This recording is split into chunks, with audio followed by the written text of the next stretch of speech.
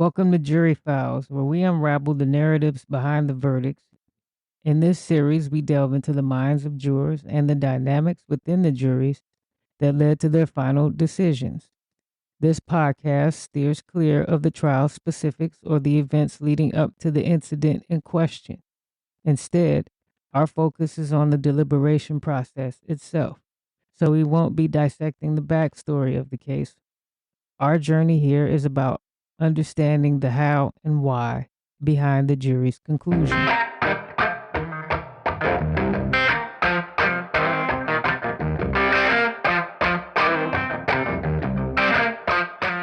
Imagine yourself as a juror who possesses the knowledge of the defendant's guilt through a confession. Confronted with this truth, would you find the strength to deliver a verdict of not guilty, even if it became apparent that the defendant was being denied a fair trial by the rest of the jury? In 2011, I found myself grappling with a heavy conscience and the scales of justice. The case before us was the state of California versus Mia Gonzalez, a harrowing tale of domestic strife, culminating in tragedy. Sounds like an episode of Snap, doesn't it? It was. Mia had admitted to the fatal shooting of her spouse, Abel Gonzalez, after a tumultuous night.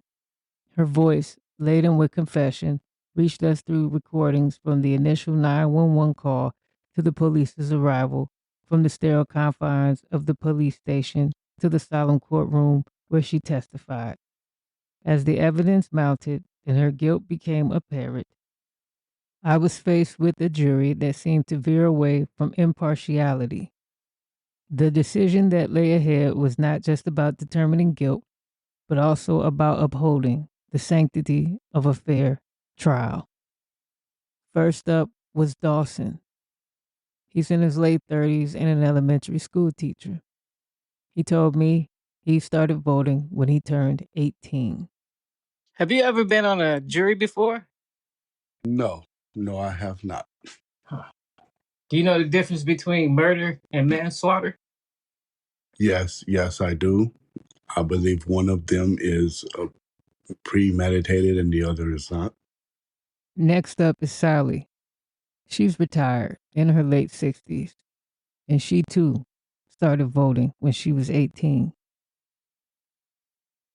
Have you ever been on a jury before? Yes, Do you know the difference between murder and manslaughter? yes. What's the difference?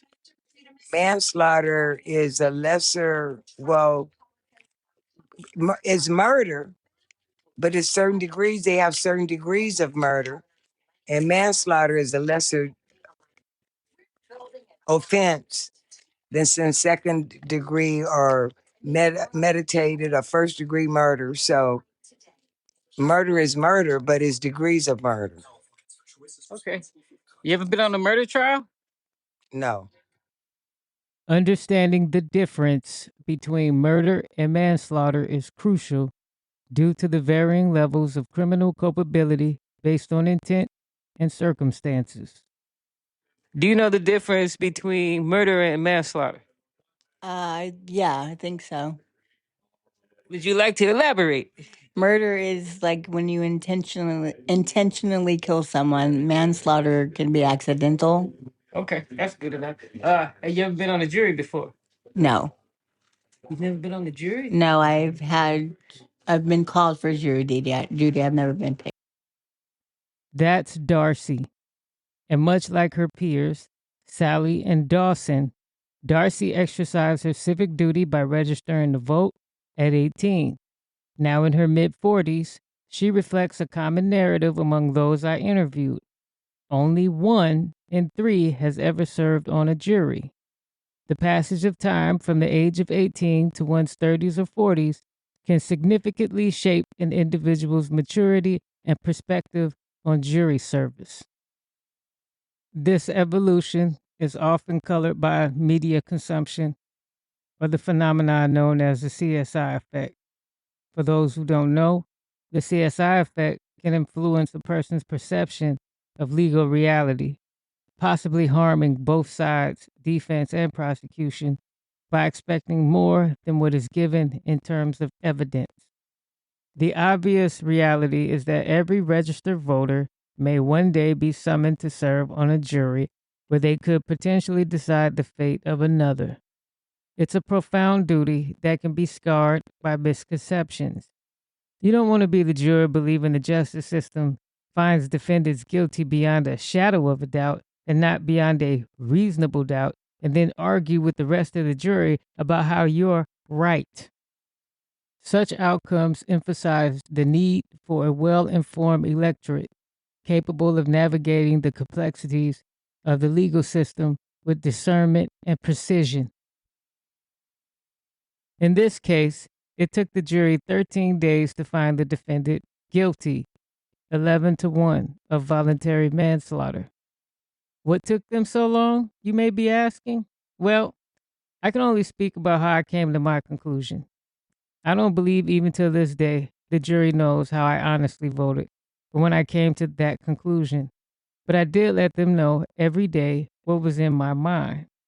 You can lead a horse to water, but you can't make them drink from your cup. And no, I wasn't deliberating, trying to change other jurors' decisions. So, how did I find her not guilty, even though she confessed? Well, let's begin with the last day of trial.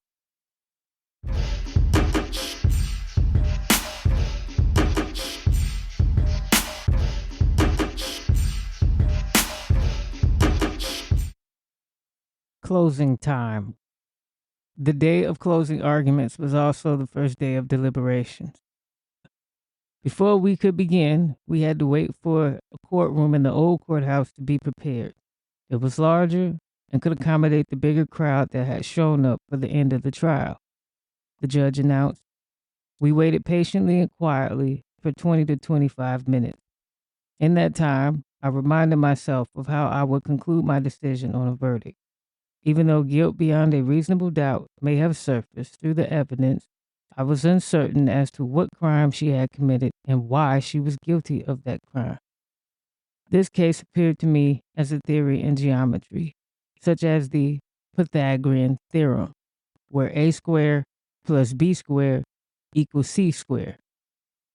Square peg, round hole. The Merriam-Webster's dictionary defines the Pythagorean theorem as the square of the length of the hypotenuse of a right triangle equals the sum of the squares of the lengths of the other two sides. In other words, c squared is the hypotenuse. Therefore, a squared plus b squared were equal to, if not the same, as the hypotenuse of c squared, creating a three-sided right triangle. And suddenly, like a quarrel, we were told it was time to leave. The courtroom was ready. We gathered our possessions and took a stroll with the sheriff to the old courthouse. During the trial, we, the jury, were never segregated from the public or people who sat in the gallery. Square peg, round hole. We entered the same entrance as everyone else. We waited for the same elevator as those who testified in trial, even exited the same doors. But that's for another day. Entering the old courthouse, I marveled at how the sheriff was escorting inmates up and down the stairs, even though their feet were shackled together and hands were attached to their waists. I'm not gonna lie, for a moment, I thought that shit was funny. But it wasn't. I honestly believe getting to see that was no coincidence.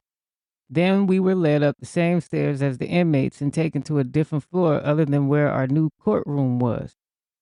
A count was taken to make sure none of us were left behind, and we were then led to the courtroom. As we entered, I noticed every pew was filled. The prosecutor and defense were seated, and so was the judge.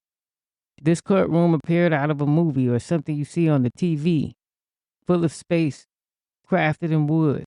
They had a wall of windows that sat behind the jury that gave the courtroom natural light. The judge said a few words to open the day, then handed the room to the district attorney. She stood up, thanked the judge, and started her closing argument. I am not interested in doing a deep dive into either party's closing. Hope you enjoy the snippet. The DA placed jury instructions on the overhead projector. She led her audience word for word, explaining the concept behind first-degree murder and second-degree murder, along with voluntary manslaughter. But for some strange reason, whether in the actual closing or rebuttal argument, she gave an utterance that I can't make up. She said, "I don't want you to find her guilty of first-degree murder, but I want you to find her guilty of second-degree murder or voluntary manslaughter." This must be one of those "how you like me now" kind of deals that brought on wonders of why are we here again? Square peg, round hole. Don't know what caused her to say that, let alone play that muffled version of an audio multiple times. It only compounded the confusion. It wasn't until jury deliberations that the unobstructed truth reached my ears, leaving a bitter taste in my mouth. The defendant seemed to contradict her own narrative. But honestly, what she said was the same thing she had been saying, which was she committed this act. She was responsible for what happened. This scene unfolded before us, not as a scripted drama, but as a raw slice of reality. I found myself believing in an unspoken truth, one not validated by medical testimony in the courtroom or stipulated by a medical doctor through an affidavit. But then again, a conscientious doctor would not discuss a diagnosis without consent. Perhaps the help needed was never sought. Regardless, the prosecutor remained oblivious to the jurors' inner thoughts, leaving us with a closing argument that felt disconnected from the trial's gravity. What was the district attorney thinking? I wondered. The defense attorney, constrained by the circumstances, a client that confessed, had very little room to work with. Yet his closing argument stretched to the limits permitted by law, and he did not disappoint. He jumped out of his seat in a bit of a fit over the DA's reluctance to seek a first-degree murder conviction. He could not contain himself, stressing a multitude of times, "If you didn't think she was guilty of first-degree murder, why would you charge her with it?" It was as though the DA had snatched the air from his wings, causing a major drift in his defenses. In one short sentence, a huge chunk of his closing was cooked. Well done. With no place to go, he closed with his best reenactment of a scene from A Time to Kill, imploring, "You better not let this happen to you." And with that being the end of the trial, we adjourned for lunch, a whole hour and a half. So I went home. Post lunch at the courthouse, we, the jury, encountered a female. She found which floor we were on and stayed long enough to know where we'd be later. This interloper, I suppose, thought she would benefit from squatting with us, as if she was part of the jury. Perhaps she believed she could attain some valuable information for whomever. We kept our conversation trivial, which prompted her swift departure, just as the sheriff appeared. Before we were dismissed for lunch, the judge told the audience that reading these jury instructions would take a long time. Now back in the courtroom, I digested the judge's monotonous recitation of jury instructions like a bedtime story. Yes, I began to doze off, momentarily, until a spark of genius jolted me awake. Momentarily. I thought whatever the judge is reading must be considered evidence. So I decided to request the jury instructions be brought into the deliberating room. Then I took a power nap for 10 minutes. Upon awakening, the judge was still reading. His voice filled the room, and then he kept reading for what seemed like an eternity. At some point, we took an afternoon break. On break, and for the second time, the interloper showed up. She took an actual seat from a juror. The audacity, as she tried to blend in with us upstairs. This time, we sat quietly, never to speak again until the judge handed the trial to us for deliberations.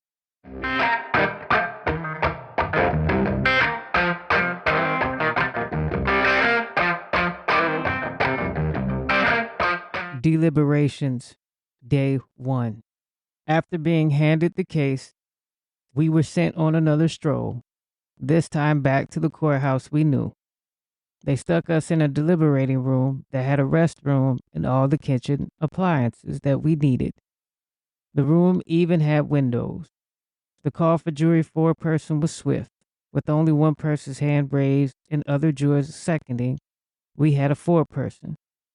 I grabbed the packet of evidence on the table and started going through it. By that time, the insults or whatever was filling our souls had started to filter all over the room, with most people apologizing afterwards. In other words, we, the jury, had been holding on to things that didn't belong to us, yet society deemed it did. And here we are, releasing it onto the people that didn't deserve it. The only thing we debated or deliberated on was our anger. For this was not your typical trial of did she do it? What made it difficult was this woman confessed and took it to trial, which meant we had to work backwards to figure out our verdict, causing all of us to question ourselves and others. As I asked earlier, why are we here? Day 1 didn't last long, though I did manage to request that we receive the jury instructions.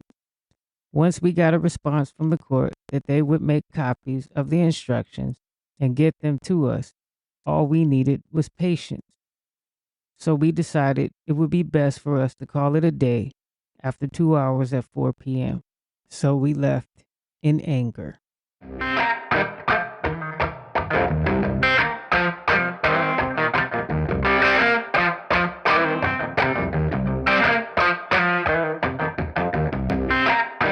Day 2.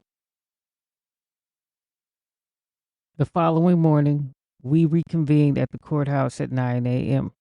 No longer in anger, many of the jurors apologized for their outburst and treatment of others, not knowing where the anger and frustration came from.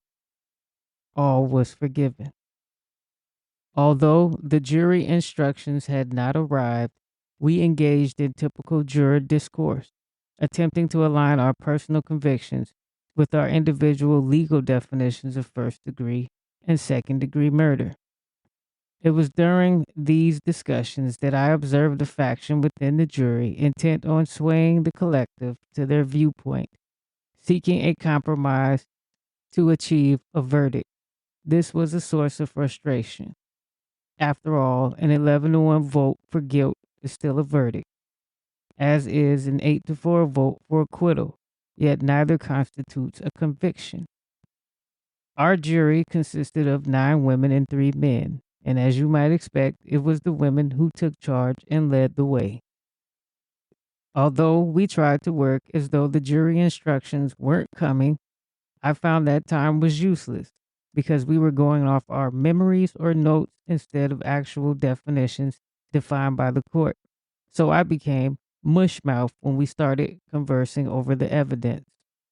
For some reason, I didn't find this case particularly difficult to solve, despite my initial uncertainty about the distinctions between first and second degree murder and my limited understanding of voluntary manslaughter.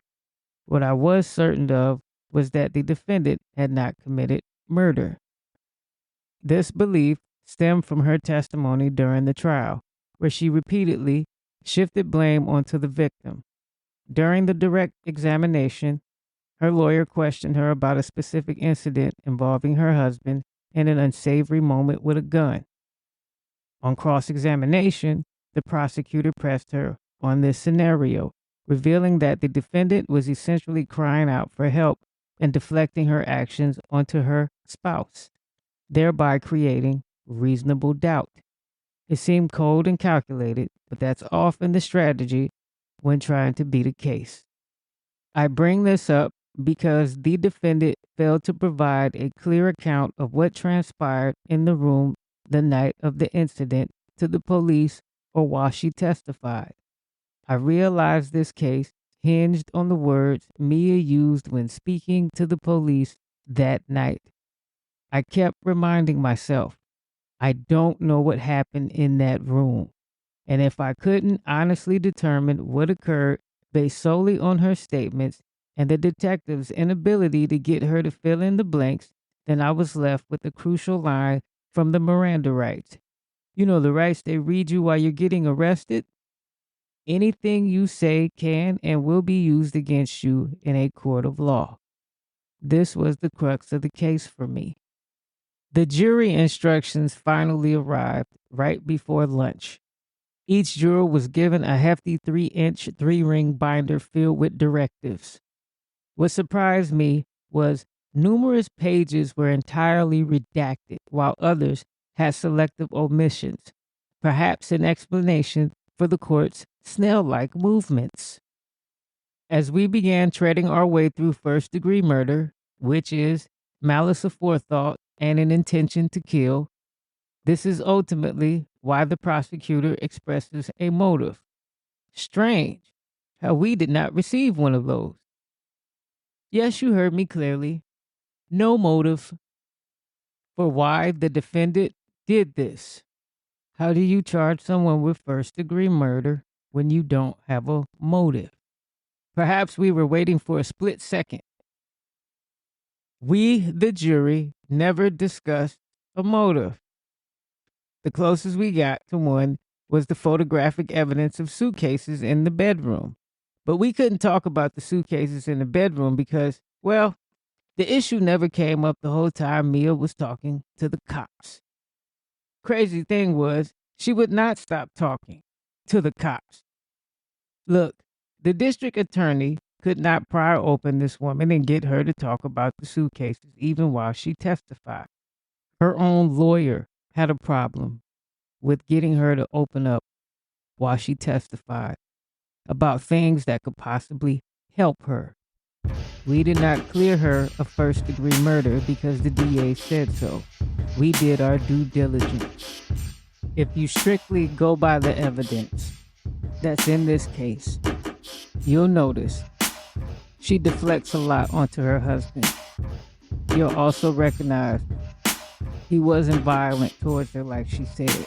The DA, the prosecutor, she didn't have evidence to prove beyond reasonable doubt that the defendant was guilty of first-degree murder. 1 vote, 12-0, not guilty. Next time on Jury Files Season 1, Do the Wrong Thing, the continuation of Day 2 and Day 3, the jury recognizes they have a problem.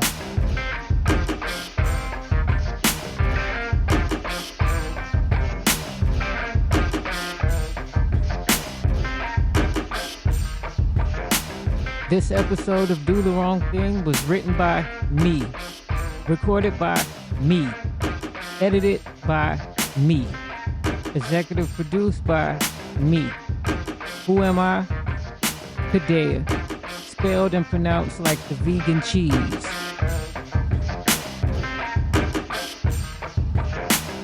Jury Files, Season 1, Do the Wrong Thing, was brought to you by Fetch Productions.